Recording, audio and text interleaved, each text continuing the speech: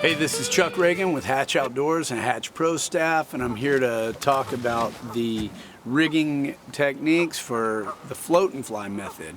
I'm coming at you from Northern California, where I do a lot of it in the winter months, and it can be an extremely successful method when targeting suspended and lethargic game fish. The way that we do that is by imitating a suspended or lethargic bait fish. Under an indicator, long leaders, floating lines, and I'm going to explain to you a couple elements of this rig first, and then show you how I like to rig it. A lot of the flies that we're throwing are pretty small, you know, 32 or 16th ounce, 8th ounce flies, jig-headed flies, okay? And what we're doing is we're just imitating a suspended bait fish or dying bait fish. The next important element of this is the bobber, all right?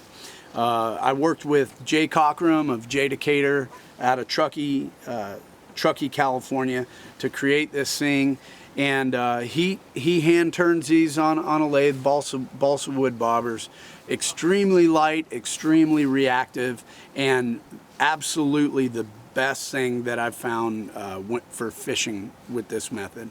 What we did is embedded a swivel up into it to have a ring to tie to, because an important aspect of this is having two independent loop knots on a ring underneath your indicator to give yourself a nice 90-degree drop.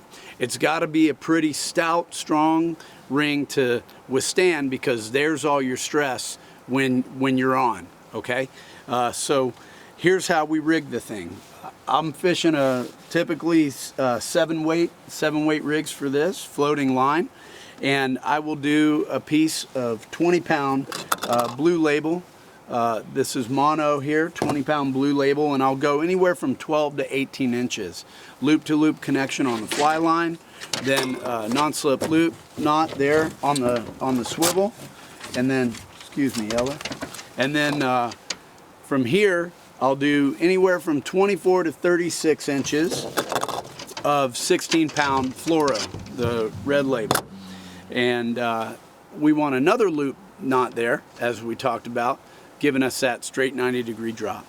At the end of our 16-pound, we're going to do another perfection loop, and then followed by a length of 8-pound red label fluoro.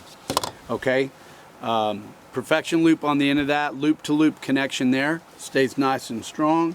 And then as far as your length goes, that's going to be whatever the fish are telling you it is. All right. You know, then our balanced minnow patterns, whatever that's going to be, and you know, loop knot to that is fine. If you have one that stays pretty balanced, you don't necessarily need to run a loop knot on your fly, but that's pretty much the rig. Again, as far as depth goes, you know, my simple theory is, you know, most of the time we're fishing anywhere, this rig, anywhere from 8 on up to, you know, 13, 14 feet.